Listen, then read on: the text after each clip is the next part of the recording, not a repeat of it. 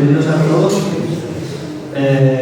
Las charlas, como sabéis, el título es Patrimonio arquitectónico, ventanas al pasado, puertas al futuro, evocación de las antiguas fábricas de conservas. Luis Sola, que es, digamos, nuestro historiador de cabecera, el que más, bueno, tenemos varios colaboradores del pueblo, la verdad, pero Luis Sola es el que más estudios hace y el que más charlas da en diferentes aspectos.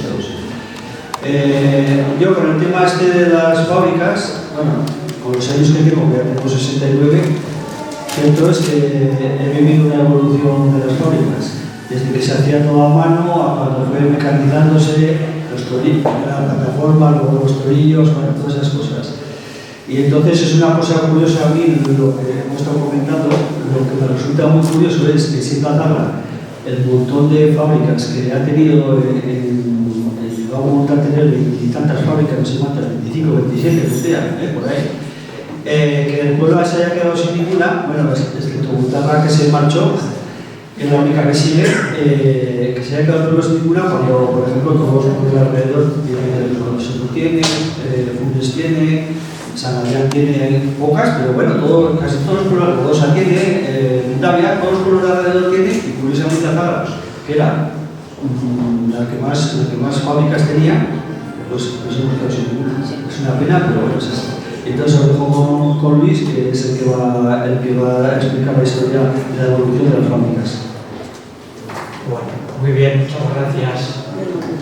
Y muy agradecido a todos y a todas por la presencia hoy aquí en este acto, que quiero aclarar primero la razón por la cual este acto se está celebrando en este momento en octubre y no, por ejemplo, en febrero, que suele ser lo habitual. Digo esto para los menos asiduos a este tipo de charlas, es porque este se encuadra, como ha dicho Tito, en las jornadas europeas de patrimonio que se organizan en Navarra el último fin de semana de septiembre y el 1 de octubre. Entonces, estas jornadas comenzaron en Navarra en 2016 y nosotros aquí en Azagra nos enganchamos en 2018. Y desde entonces las hemos hecho de manera ininterrumpida. Por tanto, estamos en la 8ª participación de las jornadas. Este año, el título genérico que tienen las jornadas es Patrimonio arquitectónico, ventanas al pasado, puertas al futuro. Nuestro tema no es que encaje del todo bien en esa temática general, pero algo tiene, porque como estáis viendo por ahí, sin ir más lejos, y luego ya la comentaré más despacio, las fábricas de conserva que se fueron creando a lo largo del siglo XX en Azagra, pues también tuvieron sus edificios, sus chimeneas representativas, sus almacenes, etcétera, etcétera, y algunos vestigios de eso nos quedan. Por lo tanto, hubo un patrimonio industrial ligado con la arquitectura propia de este tipo de instalaciones, que básicamente algunas muestras quedan por ahí, pero se ha perdido por la razón que ha explicado él, básicamente porque en la mayoría de las empresas, por no decir todas de estas características, se han perdido. Entonces yo, desde la humildad, tengo que decir que lo que voy a hacer es una panorámica más bien histórica, sociológica, no tanto técnico, económico, comercial, que no es mi competencia, aunque algunas pinceladas habrá. He intentado, a través de diversas fuentes, recabar todas las que ha habido desde que empezaron las primeras, pero evidentemente, como me pasó, por ejemplo, cuando publiqué un artículo sobre este mismo tema en Rincones para el Recuerdo el año 2013, pues siempre hay alguna que se queda por ahí aparte y siempre hay alguien que lo recuerda. Te ve por la calle, oye Luis, que te ha dejado la fábrica de mi tío o de mi abuelo. Pues es posible, y si ocurre eso, que puede ocurrir, pido todas las disculpas por adelantado. Muy bien, entonces voy a pasar al... Entonces he estructurado la charla, como veis ahí en la página de índice, primero aludiendo a todas estas participaciones en las jornadas que han tenido distintos temas. Me he saltado, pero muy rápidamente. Nuestra participación de 2018 empezó con la inauguración del Paseo de la Primicia, en 2018, cuando pusieron todas las vallas y todo el Paseo de la Primicia. Hicimos ahí un recorrido muy multitudinario, se apuntó bastante gente, y ahí, aprovechando que el marco en el que está el paseo es el Peñón de la Primicia y la Peña, pues aprovechamos para explicar la tragedia. Al año siguiente nos fuimos a la barca. Esto se ha hecho siempre sobre el terreno, in situ, salvo este año que, como estaba todo tan disperso, dije, pues es mejor verlos sentados cómodamente y evocarlos sentados que no ir recorriendo por el pueblo lo que quede de fábricas ya extinguidas. El siguiente fue la visita guiada al cementerio en su vertiente histórico-artística. Después pasamos a la iglesia de San Salvador, 5 siglos de historia que no los ha cumplido, pero como se inauguró en el siglo XVI y estamos ya en el XXI, pues han transcurrido 5 siglos. Dentro de 2 años, por cierto, la iglesia de San Salvador cumplirá el 450 aniversario de su puesta en funcionamiento. Después, el siguiente año, nos fuimos al ayuntamiento, el Códice de Felipe II y otros bienes interesantes que tiene, otros tesoros, entre comillas, interesantes que tiene el ayuntamiento. Después la Virgen del Olmo. El año pasado, en cambio, nos volvimos, porque era el 150 aniversario de la Primicia, a explicar la tragedia y la construcción del fortín, que es de ese mismo año. Y este año, aunque era el 75 aniversario de la bodega del vino San Gregorio, como ya hicimos un acto especial y allí hice también un recorrido histórico por las bodegas antiguas de Azagra hasta culminar en la bodega cooperativa, pues me pareció un poco redundante volver ahora sobre eso, y por eso elegí este tema de las conservas, que he estructurado de la manera que veis ahí. Primero haremos un recorrido histórico desde los orígenes hasta la actualidad, ya que aunque hemos perdido las viejas industrias conserveras tradicionales, seguimos teniendo 2 importantes industrias agroalimentarias en el pueblo, afortunadamente, que son la base principal de su economía en estos momentos. Por cierto, ya me referiré a ello al final si hay tiempo. Y después pasaremos a algunos vestigios de lo que queda de aquellas fábricas todavía por el pueblo y alguna foto recuperada de lo que ya no queda. Analizaremos también lo que representaba un modo de trabajo y un estilo de vida, y luego haré una breve alusión con apoyo fotográfico de las actuales industrias agroalimentarias, para hacer una conclusión que invite una llamada de optimismo, aunque a veces los tiempos no nos parecen demasiado dados al optimismo. Siempre hay que hacer en estos casos una llamada al optimismo y a la posibilidad de futuro. Dicho esto, a modo introductorio, pasamos al primer capítulo. Muy bien. Pasa a la siguiente diapositiva. Entonces, vamos a ver. No hay texto sin contexto, como se dice en literatura y en filosofía, pero también en todas las esferas de la vida. Todo lo que comienza tiene un origen. Y para explicar el origen del boom, diríamos ahora, de las conservas, no ya en Azagra, sino esta zona, hay que remitirse a los pioneros.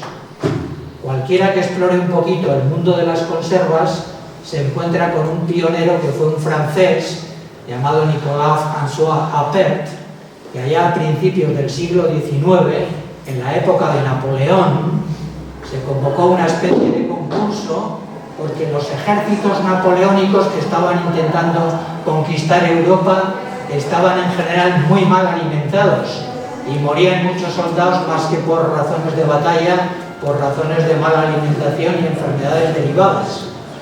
Entonces se convocó un concurso a ver cómo se podían conservar los alimentos, y este confitero confitero y cocinero francés. A algunos he leído que químico, pero en fin, las fuentes más fiables parece que no llegaba tanto. Pero lo cierto es que tuvo el ingenio suficiente para hacer sus pruebas y demostrar que se podían conservar los alimentos metiéndolos en una botella o frasco hermético, cerrándolos de la mejor manera posible, sellándolos y luego tratándolos al baño María para su cocción. Y entonces eso esterilizaba y producía la conservación, hasta el punto que escribió y se publicó un pequeño tratado sobre el tema en 1810 que decía el arte de conservar los alimentos tanto de origen animal como vegetal. Entonces esto fue en Francia. Las cosas en aquel momento no eran tan rápidas como hoy, que todo se transmite por internet y estamos al cabo de la calle de lo que pasa en cualquier rincón del mundo. Tardó 20 o 30 años en entrar en España y tuvimos la fortuna de que más bien alguien en La Rioja, en Logroño en concreto, le hizo caso al tema, a este tratado, y un señor de Logroño creó una primera, más que fábrica de conservas, podríamos llamar modestamente de un taller conservero, donde ya se empezaba a aplicar esto, un señor de Logroño. Y luego los de Calahorra, que siempre han sido más que los de Logroño, lógicamente. Ya sabéis que la ciudad de Calahorra saluda al pueblo de Logroño. Pues entonces, esto en Calahorra tuvo una incidencia muy especial.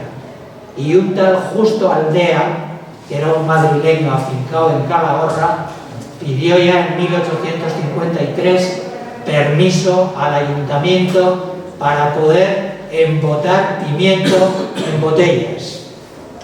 Y así empezó la historia de don Justo. Al año siguiente, un tal Rafael Díaz creó una fábrica con el nombre nada menos que de La Universal, que empezó a extender las conservas por el mundo para hacer honor al apellido. El tal Díaz, lo conocéis todos los que sois un poquito mayores como yo o más. El tal Díaz es el que luego sus herederos hicieron la casa que está encima del Pasaje Díaz. En la calle Mártires, ya sabéis, hay una casa modernista, varias más también que surgieron a principios del 19, precisamente por la potencia económica que fueron adquiriendo estos fabricantes. Entonces la casa Díaz y sus herederos, Rafael Díaz y luego Pelayo Díaz y tal, ya fue el que construyó la casa que está sobre el Pasaje Díaz de la calle Mártires. Bueno, en Calahorra, hubo un boom conservero de tal calibre que algunos, yo creo que seguramente con una dosis de exageración, he llegado a leer en algún documento de estos días que preparaba la charla, que en 1890, por ejemplo, había 64 industrias conserveras en toda España, de las cuales 38 estaban en Calahorra. Pues Calahorra fue un boom. Además creó allí la Banca Moreno, que también era una banca crediticia que funcionaba con bastante éxito a finales del 19 y principios del 20. Pues Calahorra fue un emporio de la industria conservera nacional, y La Universal y otras fábricas, de Cayetano Baroja, de Torres, en fin. Lo que pasa es que luego no tuvieron tanta continuidad como por ejemplo tuvieron las dos más importantes de San Adrián, y entonces a nosotros no ha llegado con tanta fuerza esa industria conservera calahorrana, pero fue la más destacada en el siglo XIX y en el XX hasta los años 40 y 50 del siglo XX. Este empuje de Calahorra tuvo su influencia inmediata también en San Adrián. Y entonces en San Adrián, en 1875, aquí también hay fuentes, porque Muerza, en 1875, Máximo Muerza creó un taller conservero también modesto para tratar los productos del campo de toda esta zona. Y Máximo Muerza es el origen de lo que fue Industrias Muerza, que luego en el siglo XX potenció sobre todo su hijo Fructuoso, que es el que tiene dedicada en San Adrián la Plaza Fructuoso Muerza, donde todavía se conserva la chimenea de Muerza. Entonces Muerza fue una industria pujante y pionera, y al abrigo de Muerza, y vaya, varios hermanos incluso de Máximo Muerza, crearon otras fábricas, el Marinal, de Pedro Muerza y otras, eran firmas también de la familia Muerza, aunque no eran la rama principal. Bueno, Txistu, por ejemplo, ya es más tardía, es de 1910, pero decía, seguramente para nosotros la razón por la que nos ha llegado más la pujanza de Muerza o de Txistu es que permanecieron más en el tiempo y con más penetración en los mercados que seguramente estas de Calahorra, que fueron más pioneras en los siglos XIX y XX. Bien, digo esto como contexto, pero a nosotros nos interesa situarnos en Azagra, evidentemente. En Azagra, las primeras noticias fehacientes, lo que yo diga siempre procura estar basado en alguna fuente que tenga apoyo, Si no encuentro que tiene apoyo, pues me puede haber contado alguien, pues mi bisabuelo, pues mi tal, mi cual, pero si no encuentro que tenga apoyo, pues lo dejo estar, porque puede ser verdad, pero puede no serlo del todo al menos. Entonces, si me guío por las fuentes, los primeros que constan que pidieron permiso al ayuntamiento y estaban haciendo obra para instalar sus pequeños talleres conserveros, eran estos hombres que pone ahí en la diapositiva, que supongo que estáis viendo, que eran Manuel Martínez Íñigo. Lo cito en primer lugar porque cuando el ayuntamiento decide, ellos piden el permiso a finales de 1902 y el ayuntamiento, en una sesión de principios de 1903, decide que a esas pequeñas fábricas que ya están funcionando les va a poner una cuota de contribución. Y entonces al señor Manuel Martínez Íñigo le pone una cuota de 200 pesetas de contribución anual, que es el doble de los dos siguientes, lo cual quiere decir que es el que más producía. Manuel Martínez Íñigo, para que lo referenciéis y sepáis de quién estamos hablando, era un señor que en aquel tiempo era farmacéutico y que tenía su casa donde ahora está construida la casa de Amos y Maite, los pisos de la plaza. Y era el padre de una señora que venía hasta la guerra y después de la guerra, bueno, de un señor que se llamaba Itel Martínez, y de la señora Virtudes, que vivía en Madrid, y cuando venía por el pueblo, pues la llamaban Virtudes la boticaria. El padre de esos era Manuel Martínez Íñigo, que además de ser farmacéutico titular, era un potente propietario agrícola y uno de los promotores principales, si no el principal, del regadío de Arcadiel. O sea que no estamos hablando de una persona anónima, sino conocida en el pueblo. Muy bien. El siguiente, Miguel Armendáriz, pues era el suegro, para que me entendáis, los mayores del Demetrio Lerga, que tenía en la casa familiar, donde está ahora situada la casa de José Mari y de Juani, la plaza también, que era el suegro de lo que luego fue el Lerga, se casó con una hija de los Armendáriz, hija adoptiva. Y el señor Armendáriz, en el momento en que pide el permiso para poner la fábrica, era el alcalde del pueblo, precisamente. Y Ramón Moreno, pues esto ya os suena más, Ramón Moreno, también con casa en la plaza y uno de los principales hacendados, era el bisabuelo, para que me entendáis todos enseguida, de Maritere, la de Gorricho, los que tuvieron la farmacia también en la plaza. Entonces estos tres señores, 200 pesetas, 100 pesetas, 100 pesetas, y luego Pascual Alonso también, para que me entendáis pronto enseguida, era el bisabuelo de los de hermanos Elena y los del Silín, para que me entendáis, o los actuales del Cile y tal. Pascual Alonso también hizo sus primeros pinitos con un taller de conservas, pero se ve que más modesto que nosotros, y por eso le pusieron una contribución menor. ¿De acuerdo? Entonces, ahí tenemos unos comienzos de la industria conservera en Azagra, que os podéis imaginar, luego veremos alguna imagen de cómo podía ser aquello. Pasamos. Damos un salto a 1910. En 1910 ya nos consta, Gutarra además así lo certificó en su centenario de 2010, que Hilario Sánchez, que era el bisabuelo, por ejemplo, de Luis, que está aquí presente, y de todos sus hermanos, su bisabuelo Hilario Sánchez, previendo que su hijo Martín, que estaba imposibilitado de una pierna, no iba a poder dedicarse con comodidad al menos a las tareas agrícolas, pues pensó que la creación de una fábrica podía ser una solución económica. Y entonces los orígenes de lo que luego fue la Zagresa, los hijos de Manuel Sánchez Basarte y más tarde Gutarra y todo el emporio de Gutarra actual, pues están en esa humilde fábrica que creó Hilario Sánchez en la calle de los Sánchez, precisamente. El tal Hilario Sánchez, que además se casó 2 veces, estaba comentando yo aquí jocosamente, y con las 2 mujeres tuvo varios hijos. Estos de Gutarra son de la segunda mujer, pero de la primera mujer también hay unos cuantos descendientes. Entonces, estoy por decir, sin exagerar, que al menos 1/3 de Azagra desciende de Hilario Sánchez, de los angleses de siempre, ¿me refiero?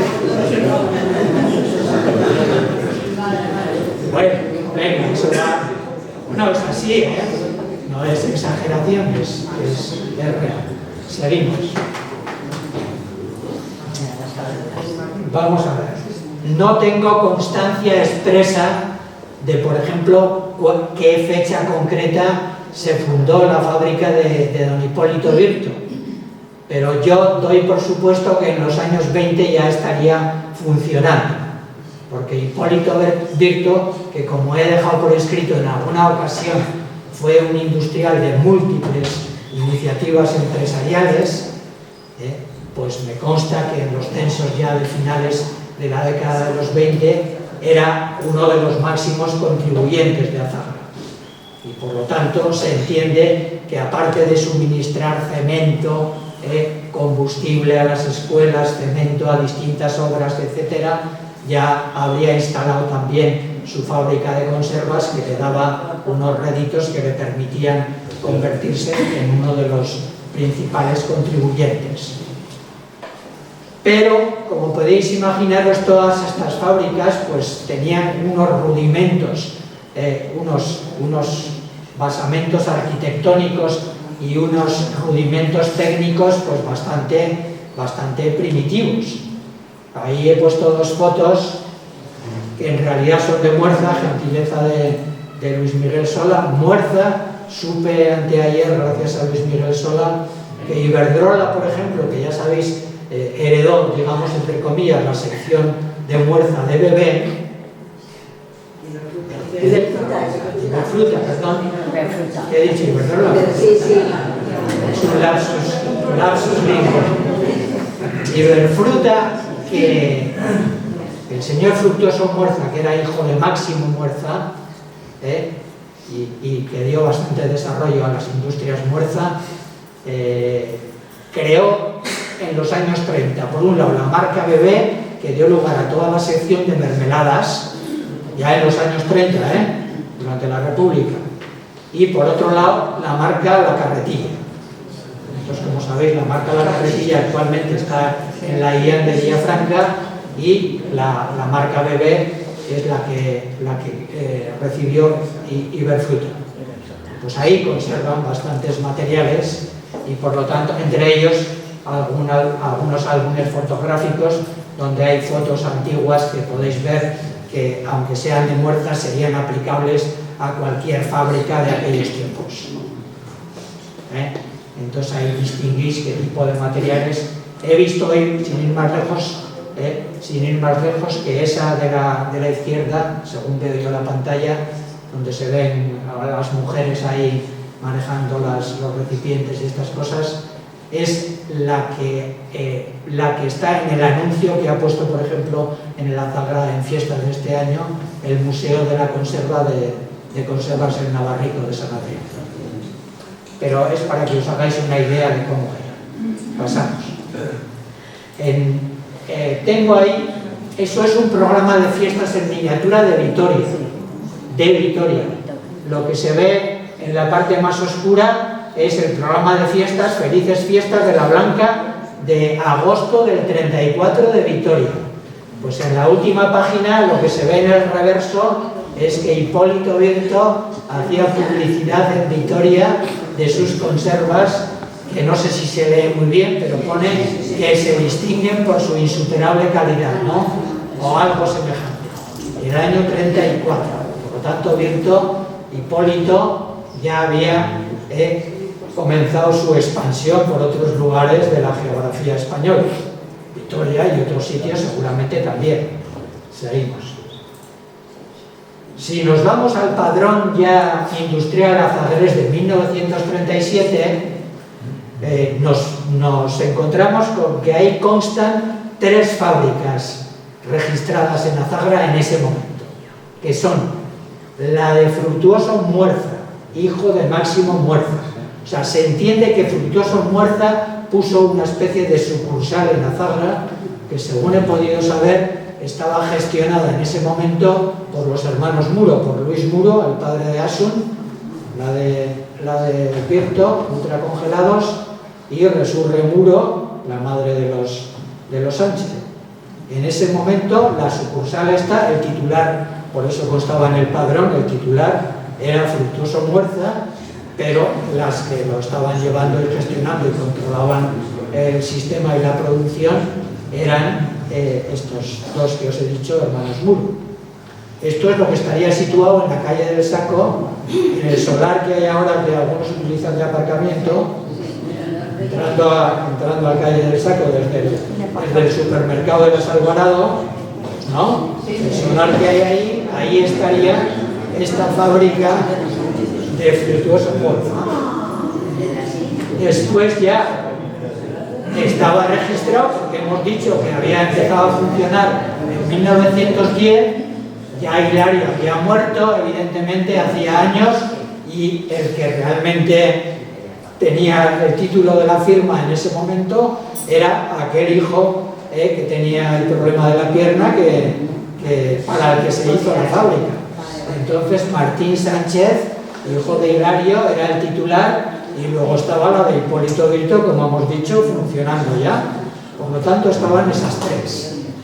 El siguiente año me consta que aparece, no el anuncio, este anuncio está tomado de algún Azagran Fiestas antiguo, pero el Azagran Fiestas empezó más tarde, o sea, he puesto ahí el anuncio por ilustrarlo, pero ese anuncio es posterior.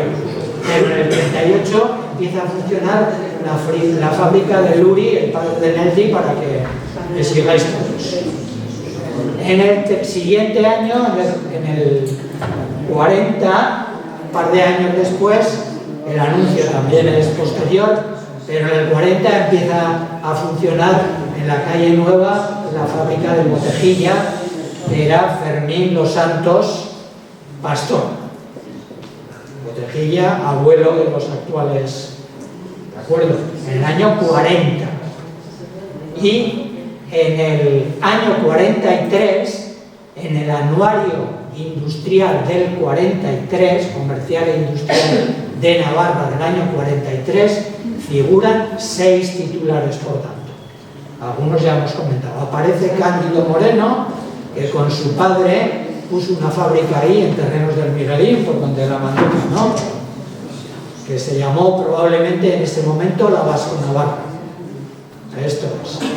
Esa fábrica cerró en ese momento, y Cándido estuvo ausente y su familia hasta los años 50, que volvió a reabrir la fábrica con otro nombre y en otro lugar. Estaba entonces la de Fructuoso Muerza, que acabamos de comentar, que era la que hemos dicho, la de José María Luria Amigot, Conservas Luri, la de Hipólito Virto, la de Fermín Los Santos Pastor y la de Martín Sánchez, hijo de Hilario. Seguimos bien, seguid la proyección, ¿eh? No me preguntéis cuántas fábricas llegó a haber, porque como hay muchas posibilidades y variantes, Si alguno tiene paciencia, para eso lo he ido poniendo, las vais contando y sacáis la cifra. Venga. En 1949 tenemos una pista interesante, porque en 1949 empieza a funcionar Azagra en Fiestas, la revista. Y entonces ahí, en esa revista, aunque había alguna fábrica más, hay 3 que se anuncian.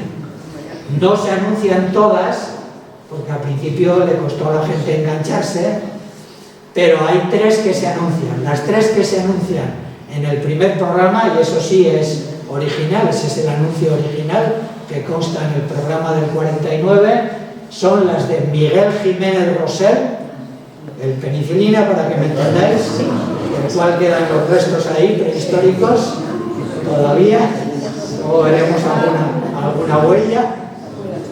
El tal Amat, según he podido saber y conjeturo yo, esto no lo tengo probado, pero sospecho que en esa fábrica donde funcionó la barra de Cándido Moreno, que era el sitio era propiedad de Miguel Sola, por donde está la Manduca, para que me entendáis, por donde estuvo la Manduca, pues ahí a lo mejor este señor Amat, que era un conservero leridano, o catalán por lo menos, vino e instaló durante un tiempo otro taller o fábrica conservera. Y se anuncia ahí el año 49, el año Amat. Y luego está la de Martín Sánchez, ese año 49, que es justo, creo, cuando falleció. Justamente en el año 49 falleció Martín Sánchez, pero en el momento en que se elabora el programa de fiestas, que es el primero, que como sabéis lo sacaron los de la directiva de la Peña Zagresa en el momento. Ahí todavía Martín Sánchez se ve que estaba vivo y aparece con su firma. Seguimos. En el año 50, en el mismo programa de fiestas, que para mí es una fuente de información importante de ese tiempo, Paco Sola escribió unos versos sobre Azagra y sus comercios. Y en una de sus estrofas dice lo que estáis leyendo ahí: 10 fábricas conserveras con gran cuidado y esmero te preparan esos frutos obteniendo buen tributo en España y el extranjero. Bueno, no sé si habéis contado bien y no sé si eran exactamente 10, pero lo cierto es que en el programa de fiestas de ese mismo año las que se anuncian son 5. Entonces la novedad es que ya como ha muerto Martín Sánchez el año anterior, ya aparece en la publicidad del 50, conservas la Zagresa, que es la marca que introduce el hijo de Martín, que fue Manuel Sánchez Basarte. Pero ahí hay una continuidad, como veis, en el tiempo.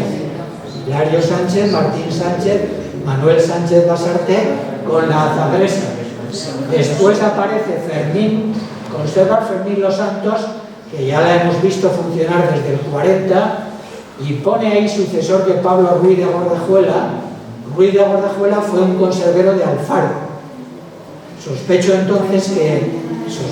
Conjeturo, que Fermín Los Santos, antes de instalar la fábrica ya por su cuenta, había sido comisionista o representante de Pablo Ruiz de Gordejuela de Alfaro, hasta que luego ya creó su propia marca y siguió con ella. Después aparece Conservas Visto, que ya la hemos dicho, Conservas Amat, y aparece la primera publicidad de Arsenio Ambrosi, que ejerció primero el oficio como hojalatero, propiamente dicho, pero luego se decidió, y cerrador de conserva para las familias, ya sabéis, porque existía la costumbre de que muchas familias embotaban en casa y luego llevaban el producto a cerrar a la fábrica, simplemente a cerrarlo, ¿no? Entonces Ambrosi primero empezó como hojalatero, fontanero y tal, pero luego ya se adentró también en el mundo de la conserva. Datos de interés. Me he olvidado antes comentar una cosa importante, pero esos datos de los kilos me da pie para comentarlo. Vamos a ver. En el siglo XIX, segunda mitad del XIX, cuando se inició el boom conservero que hemos dicho, de Calahorra y San Adrián, y luego de Azágara, todavía la producción de hortalizas a gran escala no estaba introducida en esta zona. Es verdad que la riqueza del regadío nos hacía tener para el huerto y para consumo casero todo tipo de productos, pero la introducción a gran escala fue fruto de la implantación de las fábricas conserveras que empezaron a reclamar el producto. O sea, no es al revés, que primero hubo mucho producto y luego empezaron las conserveras. Hombre, la flecha es en el doble sentido, pero probablemente primero se implantan las conserveras y luego la gente, ya sabéis, va cambiando, los agricultores me refiero, van cambiando el producto que producen en función de la petición de las fábricas, que es lo mismo que ha pasado en el siglo XX con las verduras, hortalizas de verano o verduras de invierno.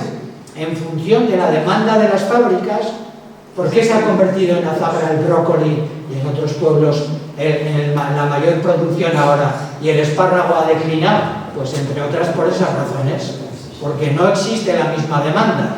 Esto es aplicable al siglo XIX y al proceso del nacimiento y desarrollo de las fábricas. Y el médico de Azágara de los casi 25 últimos años, sobre los 5 últimos años, del que escribí el cuaderno 18, el año 2015, el señor Antonio Vieta, que le tocó la tragedia de la Peña y la epidemia de cólera y analizar el pueblo, ya dijo, hay un fenómeno que ha influido muy positivamente en la mejora de la salud de este pueblo. Hay dos fenómenos. Uno, el saneamiento de la calle Nueva, que hasta 1880 o 82, como está a un nivel más bajo que todo lo demás, recibía todas las aguas de desecho, y pensar que entonces no había alcantarillas ni nada y funcionaba el agua va y tal, y todo desembocaba en la calle Nueva. Entonces, hacia 1880 se produce un saneamiento importante de la calle Nueva. Y el otro factor, dice Vieta, que ha contribuido, entre otras, por ejemplo, a la disminución muy poderosa de las fiebres maláricas. Entiéndase por fiebres maláricas aquellas que derivan de los efluvios miasmáticos, no solo de la malaria, sino de cualquier efluvio miasmático de aguas fecales, de maceración, en este caso de maceración de cáñamo, porque en esos años el regadío azagrés, el 50%, dice Vieta, y yo me fío de él muy bien, el 50% estaba dedicado a la producción de cáñamo. El 50% de la producción del regadío azagrés, no del campo, el sequero, como decía él entonces. Los terrenos de Azágara son o de campo o de sequero. El 50% de la producción del regadío azagrés, dice Vieta, se dedicaba al cáñamo. Y el cáñamo, para sacarle rendimiento textil y del esparto y de todas las fibras derivadas del cáñamo, había que macerarlo en balsas, tipo balsas de los pelaos que habéis conocido, hemos conocido. Y las balsas esas de maceración del cáñamo, algunas muy próximas al casco urbano de Azágara, producían unos miasmas insanos, totalmente insanos. Entonces dice Vieta, el hecho de que los agricultores de Azágara se hayan decidido a cultivar a gran escala las hortalizas que necesitan las conservas ha contribuido muy positivamente a la disminución del cultivo de cáñamo, a la eliminación de muchas balsas y, por lo tanto, al saneamiento del pueblo. La producción de hortalizas a gran escala, 70 años o 60 años después de que Vieta escribiera eso, vean lo que podéis ver ahí, 500.000 kilos de espárrago. En el año 50, 1.300.000 de tomate, 1.500.000 de melocotón y 2 millones de kilos de pimiento. Y dice además el que escribe esto, que es un anónimo que no firma, que se espera que al año siguiente la producción de pimiento se duplique. ¿Por qué? Pues porque se ve que el pimiento en ese momento estaba especialmente bien pagado y por lo tanto lo sabéis los agricultores que actúan a posteriori se apuntan al cultivo que parece que va a rendir más económicamente, aunque luego se puede producir un atasco y no suceda. Bueno, seguimos. Si queréis preguntar alguna cosa me preguntáis sobre la marcha, ¿eh? En el 53 tenemos el primer anuncio de Mari Carmen. Conservas de Virginio. Ingenio Martínez, Conservas Mari Carmen. En el 55, Arsenio Ambrosi hace ya anunciar su marca como Conservas Mariflor. Flor. Esto era por hijas de los conserveros y tal, ¿no? Normalmente por hijas de los conserveros que tenían ese nombre. Y Cándido Moreno, que se supone que ya ha retornado de su aventura por Lérida, ya hace publicidad de su nueva fábrica, que además es de conservas y dulces, porque ya sabéis, los más veteranos, que Cándido, aparte de poner las conservas tradicionales, se especializó luego en la llamada fruta escarchada. Y por lo tanto, fábrica de morenos y dulces. Después ya en el año siguiente le cambia el nombre por Conservas Malfaz. Conservas Malfaz por el apellido de Concha. Entonces, como veis, todo tiene su explicación. El hijo la del 56 y 58 de Virto, porque seguía funcionando, pero ya veis que aparece ahí su expansión también por Buñuel, el 56 Azagra y Buñuel, y en el 58 Azagra, Buñuel y Milagro. Y esto también es una nota característica, porque algunas de estas marcas que fueron surgiendo hasta aquí y en años posteriores hacían su expansión a algún pueblo más o menos próximo. O sea, bastantes de estas firmas crearon la fábrica no solo en Azagra, sino luego en algún otro pueblo de la zona. Por lo tanto, esto es un hecho también digno de ser resaltado. En el año 57 salen al ruedo 3 firmas, 2 de ellas bastante efímeras, creo yo. Una, Juan Los Santos Pastor, que fabricaba la lejía de Cibeles antes de meterse conservero, pero en un momento dado crea Conservas la primera. Digo yo que duraría como máximo 2 años, porque en el 60 se marcha a Australia con toda la familia. Por lo tanto ya esa fábrica, en tanto que Conservas, en las otras facetas de ultramarinos y lejías y tal, ya había funcionado más tiempo, sigue funcionando, pero también se decide a poner Conservas y les pone el nombre de la primera. La primera se entiende en orden de calidad, conservaba, tenía buena autoestima el hombre. Después, en el 57, también aparece Bis en la carretera de la Barca, enfrente de las casas del Poli, que había construido otra iniciativa de don Hipólito Virto, aquellas casas de la carretera de la Barca que llamábamos casas del Poli. Enfrente empezó Bis, que como sabéis eran las iniciales de los 3 socios fundadores, Virto, Manolo Virto, el de Amparo, Íñigo, Antonio Íñigo, y Sánchez, Miguel Sánchez. Y también funciona José María Salvador Las Heras en la calle Eslava, en una fábrica que yo creo que duraría menos tiempo también, que fue El Buen Gusto, que quizás algunos de los mayores que yo que podéis tener algún recuerdo de ello.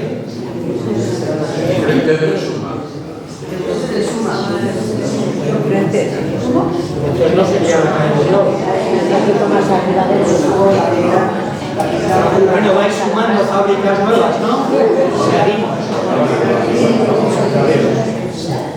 En el 58 aparece Murba, el nombre Murba, que es Muro Barricarte.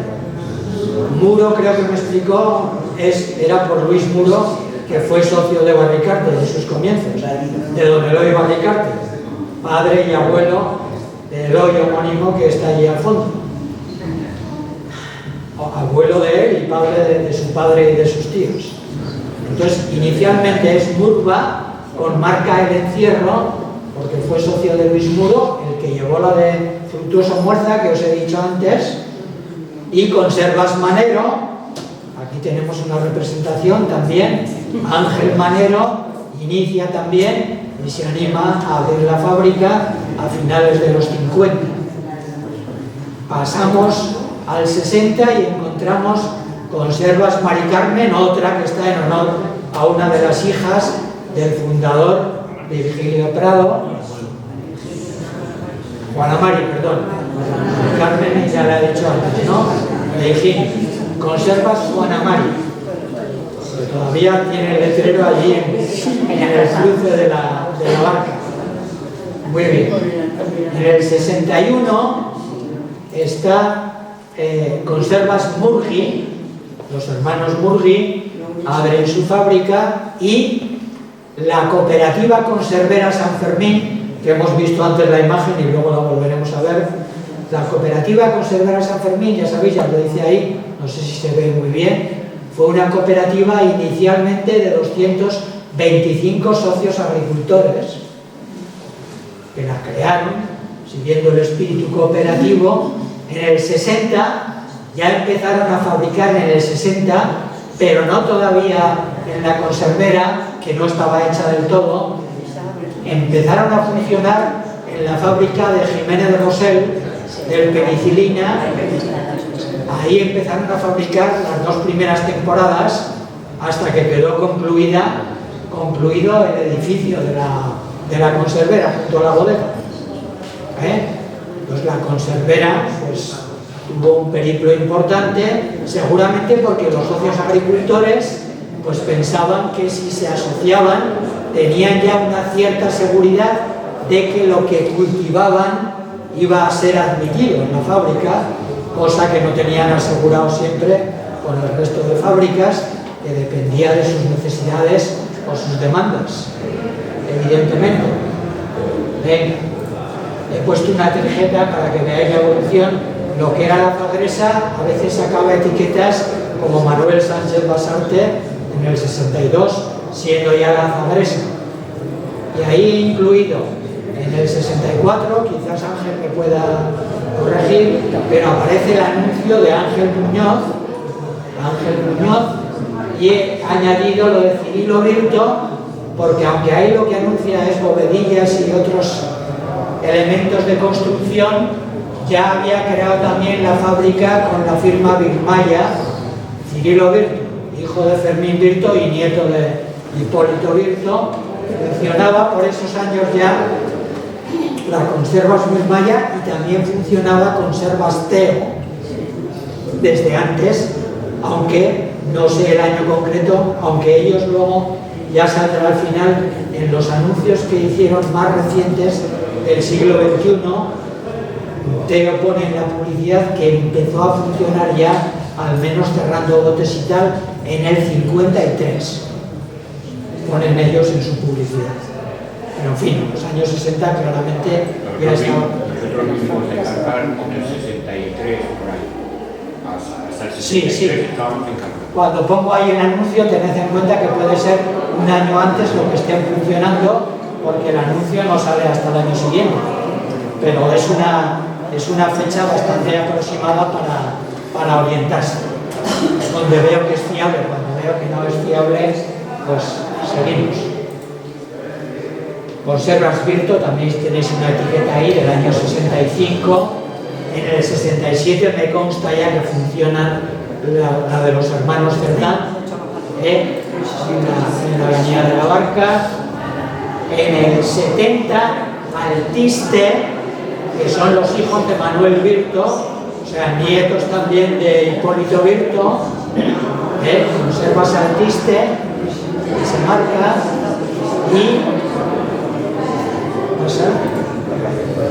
y el último anuncio, y supongo que ahí acabaría, porque hay empresas que son muy fiables en cuanto a sus anuncios. al menos en aquellos tiempos, y que me consta que se anunciaron desde el principio. Entonces, si se anunciaron desde el principio y de modo sistemático y de repente ya dejan de funcionar, interpreto en algunos casos a lo que le conste algo en contra, por ejemplo, que sucede en lo de la Zagresa, que se anunciaba siempre y no sé por qué razón en el 68 aparece el último anuncio y no sigue anunciándose en las Zagresa Fiestas, y sin embargo sabemos que sigue funcionando por experiencia y por otras fuentes. Pero supongo que la de Virto, si deja de anunciarse ahí, es que por esa fecha o el año siguiente deja ya de funcionar como conservas de Hipólito Virto. ¿De acuerdo? Muy bien. Esto me ha servido también a mí para darme cuenta cuando se hicieron los cambios de numeraciones telefónicas, porque hasta el año anterior era número 54, número 3, número 20, y a partir del 71 empiezan ya el prefijo 676 de la Zagra, entonces, y cambia. O sea, que fijaros todos los detalles históricos, de microhistoria, que diría alguno, microhistoria, que se puede sacar a través de una simple revista como Zagra en Fiestas, pongamos por caso. Seguimos.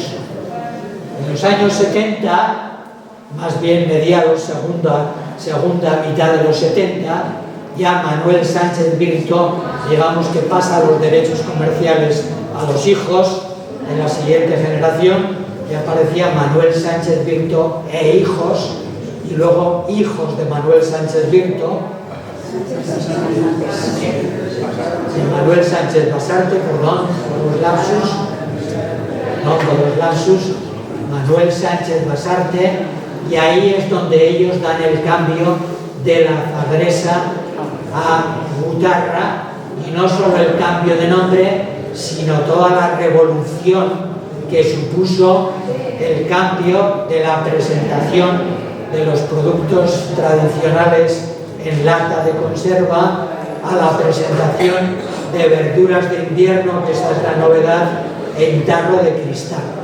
Entonces hay una transformación que tiene bastante éxito comercial, primero en el País Vasco y luego en otras zonas ya de España e internacionalmente, y ahí se produce el boom de la introducción del tarro de cristal y de la propagación de las verduras de invierno, y por lo tanto también, como os he dicho antes, en un cambio en las costumbres de la producción agrícola, que saben que tienen que añadir a los productos que habían sido tradicionales todos estos productos nuevos a escala industrial, y no solo para consumo del cardo en Navidad o de la alcachofa en primavera.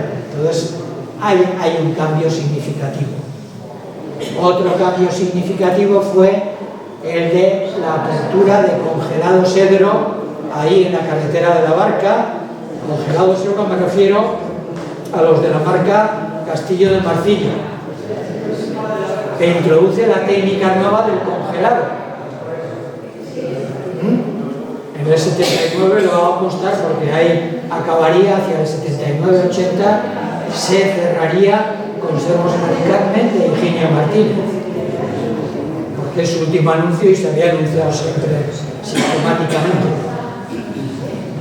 Después, si recurrimos al libro Gordo Azul de Martínez Sanceredonio, ahí en el año 82 constan como funcionando 16 conservas, 16 fábricas de conservas, que son Conservas Hijos de Manuel Sánchez Basarte, Conservas Luri, que sigue funcionando, Conservas Los Santos, Conservas María Eva. Me he olvidado antes de nombrar que en los años 50 funcionó la de Tomás Prado con la marca La Competidora, perdón, porque está por allí en marcha, con la marca La Competidora, que luego transformó en María Eva. Por tanto, esta marca venía funcionando ya también desde tiempos antiguos. Congelado Sedro, que es la que hemos dicho ahora, que luego funcionó con la marca Castillo de Marcillo. Conservas Bis, Conservas Mariflor, que es la de Arsenio Ambrosio. Conservas Juana Mari, que es la de Virgilio. Conservas Manero, sigue funcionando evidentemente. Conservas Murgio, conservas Cerdán, conservas ya hijos de Eloy Barricarte. Ya Murba se había transformado hacía tiempo en hijos de Eloy Barricarte. Conservas vegetales San Fermín, que es la conservera. Conservas Virmaya, hemos dicho que era la de Cirilo Virto. Y conservas Muñoz y conservas Ter. O sea, año 82, 16 fábricas en ejercicio. En los años 60 probablemente hubo hasta 20 o 22 simultáneas, seguramente.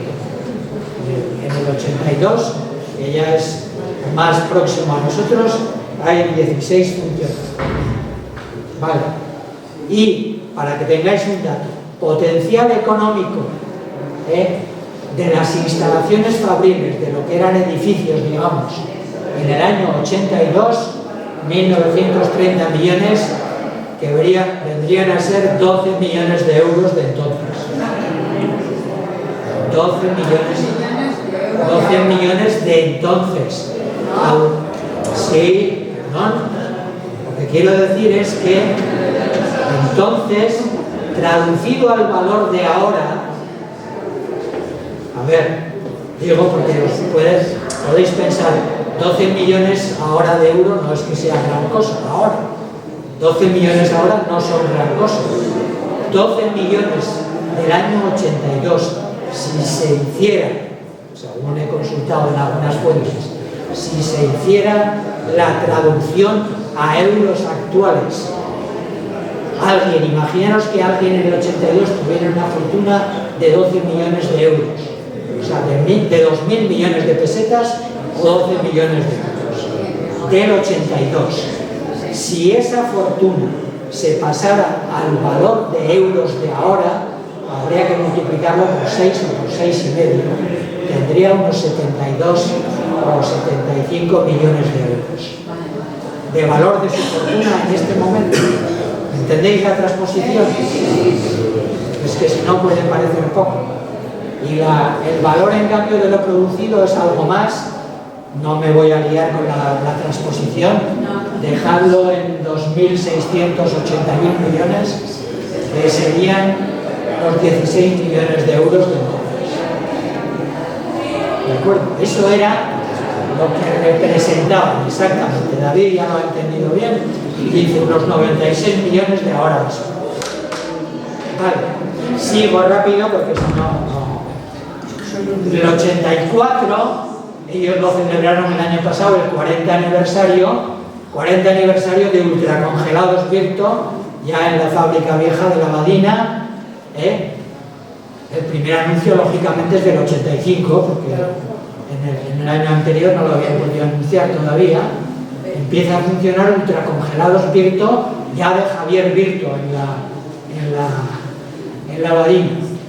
Y en el 86 Jesús, que supongo que también pasaría lo mismo, empezaríais un poco antes, aparece Conservas Aldana, de Jesús Murgueño. Sí, es correcto.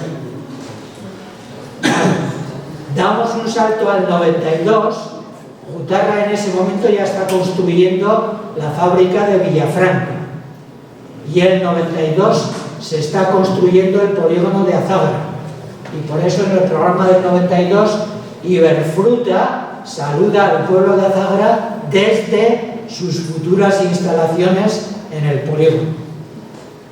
Aprovecho aquí para lanzar un recuerdo especial a Basilio Sánchez, bajo cuyo mandato se hizo el polígono de Azagra, con mucho coste supongo y con muchas preocupaciones, y nos acordamos de él, y el polígono de Azagra pues ha dado de sí lo que da, y gracias a él tenemos dos potentes industrias conserveras, agroalimentarias, que se instalaron ahí, evidentemente. Sentimos pena algunos de que a Gutarra no le hubiera podido pasar lo mismo por las razones diversas que habrá, pero hubiera sido bueno que una industria potente como Gutarra pues pudiera haber seguido en Azagra, pero las circunstancias de la vida siempre son las que son. Muy bien. Entonces, 92, no sé si ahí acaba, esto no lo puedo certificar con certeza, pero el último anuncio que me consta de Conservas Los Santos, que ya estaba en la prolongación de la Calengua, es del 92. En cambio, en el 94 veo dos marcas nuevas. 94 ya es otra época, evidentemente, porque ya las fábricas que llevaban más años, algunas... Sí, pero aparecen marcas como Siemens, que no sé si fabricaba o solo representaba, y Salvador, que también era más comisionista, ¿no? y comercial. Era comercial. Vale. En el 95 ya tenemos el polígono hecho y las dos grandes industrias agroalimentarias están instaladas en el polígono municipal de Azagra. Muy bien. En el 97 es el último año, y esto sí es real, porque en el programa del año siguiente, 98, Tomás Íñigo Sola, mi primo, al que también dirijo un recuerdo especial, en el programa del 98 escribe un artículo haciendo el requiem, en el mejor sentido de la palabra, el descanso a la conservera, que ha cerrado en el 97, y a Madroñero, que fue su gerente durante muchos años, que muere precisamente en el 98. Y entonces en el 98 está la despedida a la industria y al que fue su primer gerente, Madroñero. Vale. En la transición de siglo, es decir, entre 2000 y 2001, hay esas fábricas que siguen funcionando en el cambio de siglo. Aquí ya en Azagra, Utarra se supone que ya desde el 93 sigue funcionando en Villafranca. Pero en Azagra siguen funcionando en el cambio de siglo todavía BIS, Barricarte y su marca El Encierro, Aldai, Ultracongelados Virto, la gran empresa congeladora, Siemens, Ángel Manero, sigue todavía en Azagra, e Iberfruta, Helios. Helios, como sabéis, es el grupo al que pertenece Iberfruta, con origen en Valladolid. Vale. En 2002 aparece publicidad, me refiero, renovada, aunque tampoco había hecho publicidad en todos los decenios anteriores. Teo no había hecho publicidad, sin embargo, a partir del 2002 introduce asiduamente publicidad novedosa. Y en esa publicidad es la que os decía, en la que arriba del todo está la coletilla que funciona desde 1953. No sé si se ve. Casa fundada en 1956. Bueno, eso es lo que... ¿no? Entonces, Teo, a lo largo del siglo XXI, sí hace campaña. En el último, en 2002, veo esa publicidad de Teo. La primera, veo un anuncio renovado de Aldai, que en el año siguiente ya no aparece, e interpreto que en el 2004 ya Aldai deja de producir. Exactamente. Que no funciona, Jesús, o que sí. Hasta el 2004, exacto. En 2003 aparece el último anuncio y en 2004 ya se ve que ha cerrado y ya no aparece el anuncio. Por eso digo que en general, cuando veo que hay constancia anunciante, digamos, de una empresa, en general tengo pista para deducir bastante razonablemente que cierra. Eso es lo que ocurre, por ejemplo, con Conservas BIS, que ininterrumpidamente desde el 57 ininterrumpidamente se ha anunciado con distintos tipos de anuncios en algunas épocas sus fábricas de Azagra y Valtierra. Aprovecho también para hacer un especial recuerdo a los fundadores de BIS y a mi hermano especialmente, que trabajó con ellos durante 25 años, muy implicado en el tema, y a todos los que han pasado por BIS como trabajadores y por todas las fábricas en general, vaya, de quienes me acuerdo al preparar esta charla, y daros todos por comprendidos, sinceramente lo digo, porque gracias a eso se puede retratar un siglo y esperemos que más de la historia de Azagra. Esa es nuestra historia, en lo bueno y en lo menos bueno, para bien y para mal, fundamentalmente para bien, espero. En 2006 aparece la última publicidad y aquí vais cerrando, así como en los 50-60 podíais ir contando para aumentar la cifra, ahora ya en el siglo XXI podéis ir contando para disminuir la cifra. En 2007 veo la última publicidad, 2006, perdón, pasa un poco atrás, de Conservas Barricarte, que supongo que también terminaría en el 2007 o así, y en el 2007 la última publicidad en Azagra en Fiestas de Conservas Manero, que supongo que representó el paso ya a la fábrica nueva, exactamente, muy bien. En 2008, esto despista porque ya sabéis, se sacó un programa oficial como siempre y uno no oficial, pues ahí tenéis, en el oficial solo se anuncian Iberfruta y Virto, y en el no oficial Iberfruta, Simes y Teo. O sea que ya bastantes habían cerrado o habían trasladado domicilio social y tal, y ya no se anuncian, ya no funcionaban en Azagra, propiamente dicho, aunque siguiera gente de Azagra yendo a trabajar, evidentemente. 2009, ¿veis? Ahí he incluido varias instantáneas de la publicidad de Teo, de sus campañas, no solo del programa de fiestas, sino de campañas que hizo por esos años.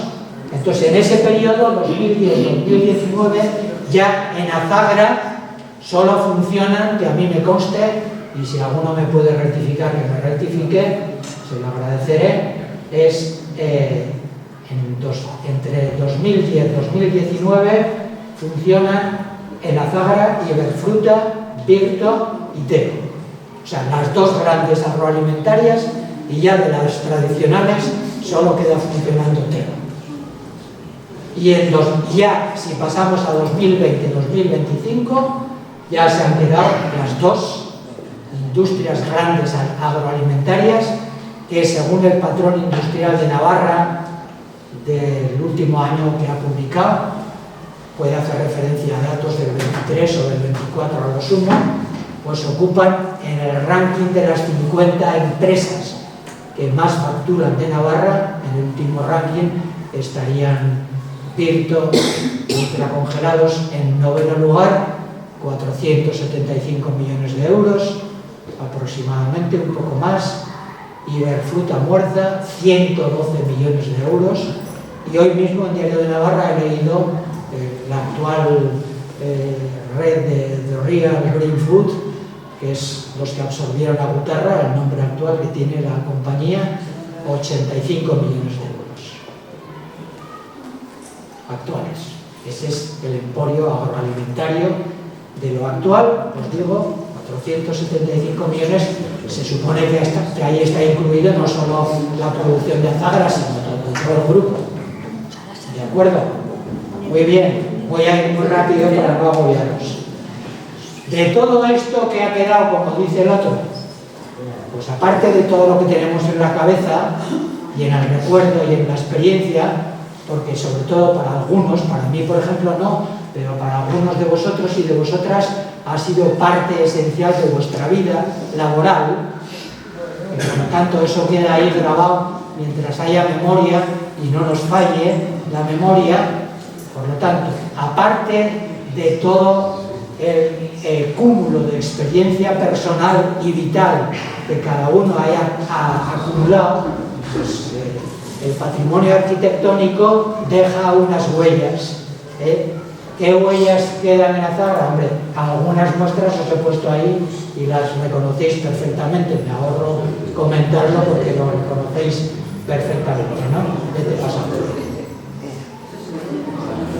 Sí, sí.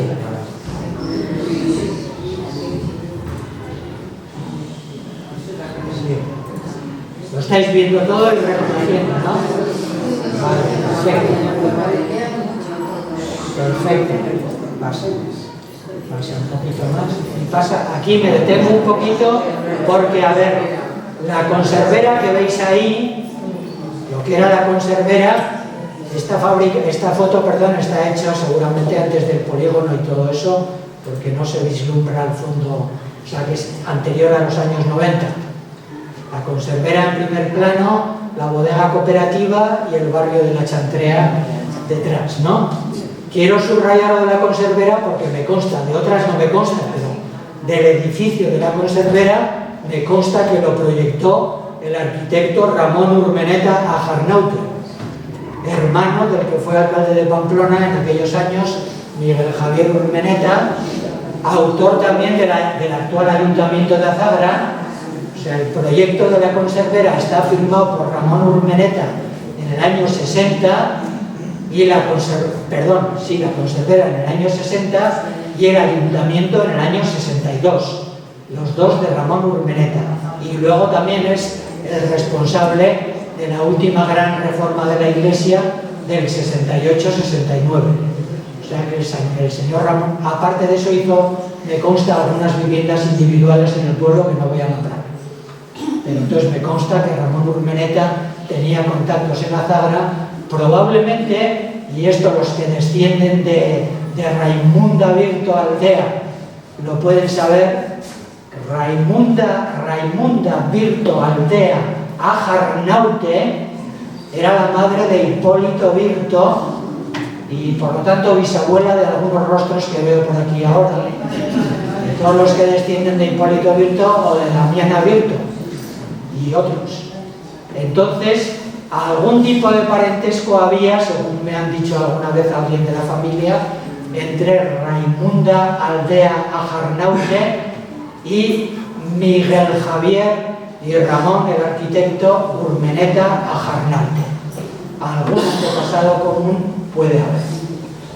Bueno, pues ese señor es el responsable del proyecto de la conservera, que como veis tenía su chimenea atrás al fondo, como también la tuvo la fábrica de Virto, y no hemos conservado la Azagra. La de Chistu y la de Muerza siguen erguidas en San Adrián, pero las de aquí no las hemos podido mantener. Bueno, y un muestrario, vale, sí, muestrario de conservas generales. Ya lo habéis conocido.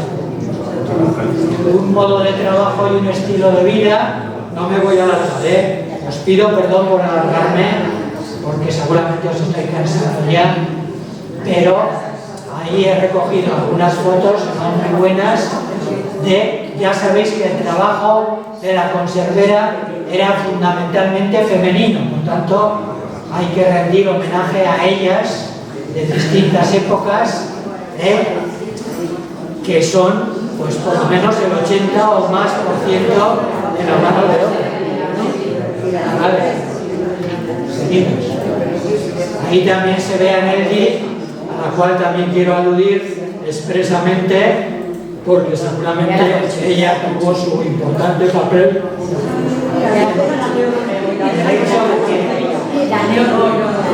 El hecho de que Iberfruta esté implantada en Azagra.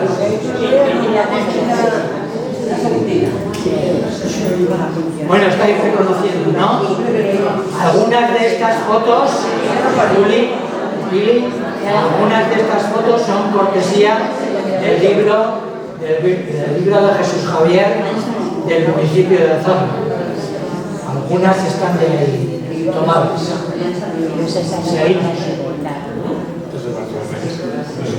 Seguimos. Sí. Bueno, sí. También. Ya la tenemos.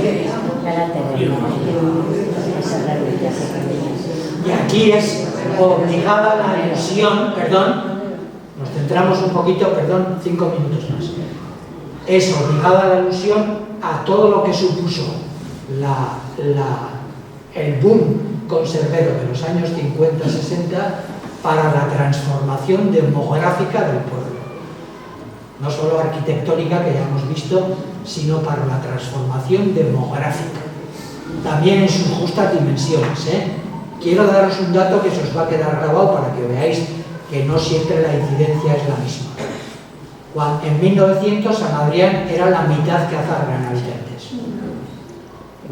Azagra ya tenía 1.700, 1.800 habitantes, San Adrián 1900, 800 y poco habitantes.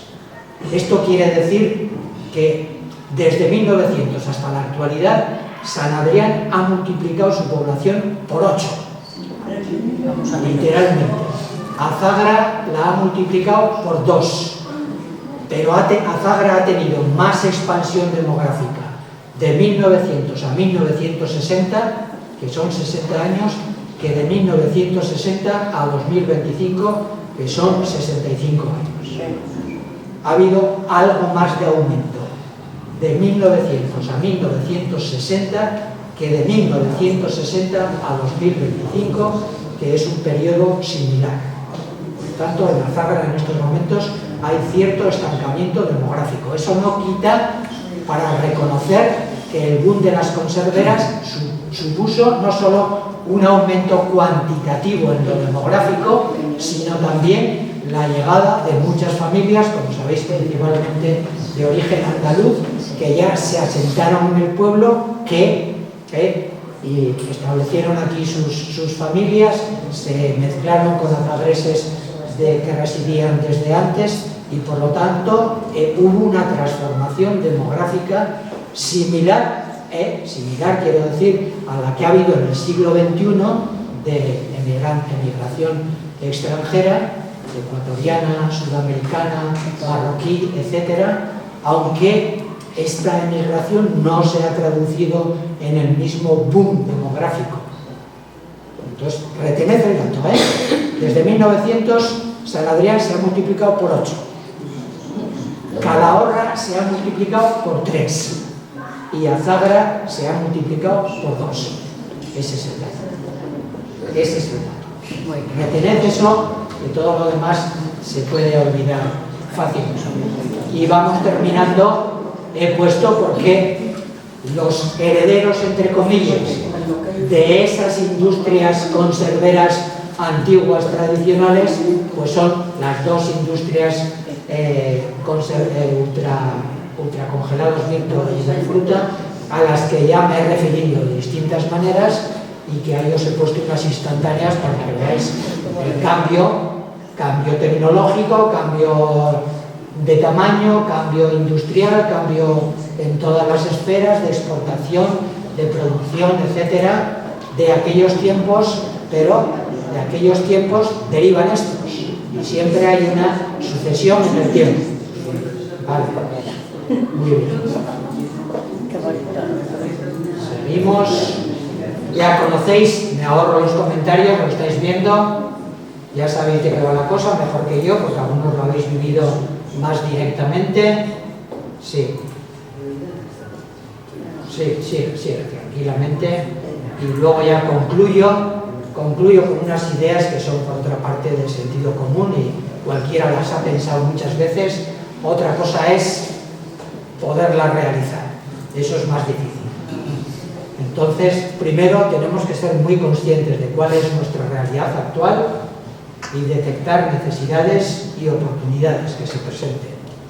No tanto para nosotros, que la mayoría somos ya jubilados y no vamos a emprender nuevas acciones, sino para la gente joven que, si quiere seguir teniendo un pueblo que prospere y que continúe, pues debe buscar nuevas iniciativas y nuevas ideas.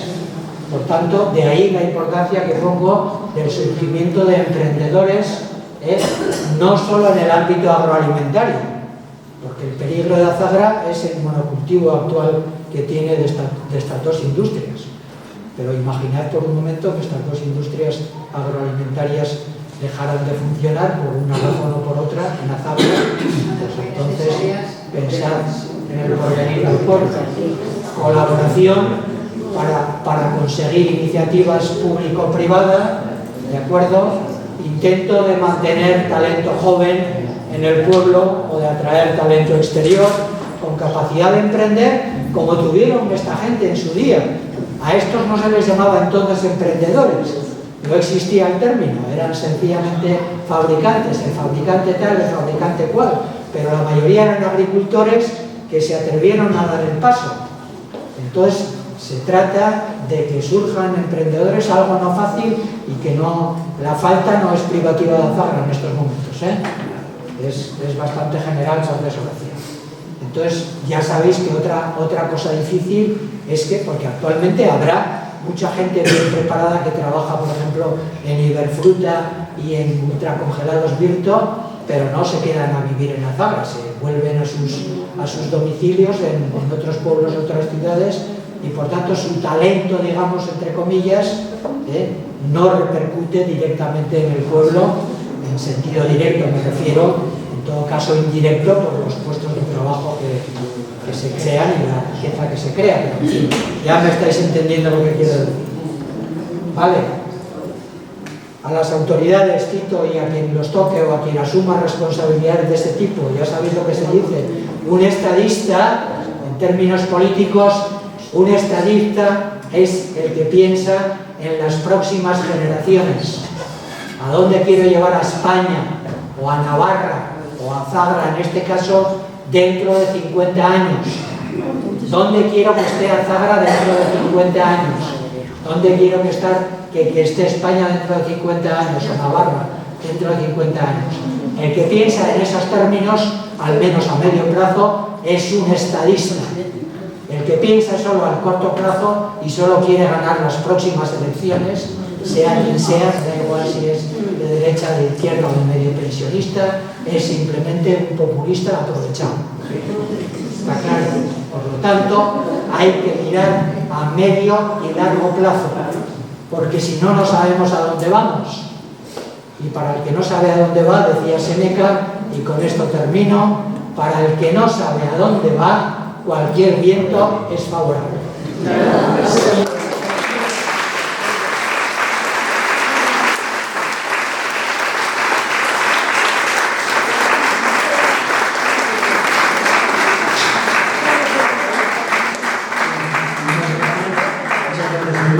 Como siempre, la verdad es que va repasando la historia de nuestro pueblo. Creo que lo que hemos escuchado hoy, una gran parte, muchos de los que estamos aquí lo hemos vivido, pero bueno, no está mal recordar que, como dice, la historia va cambiando, los pueblos van cambiando, unos progresan más, otros progresan menos. Todos intentamos que sea lo mejor para nuestro pueblo, pero bueno, la vida da muchas gracias. Muchas gracias y hasta la próxima.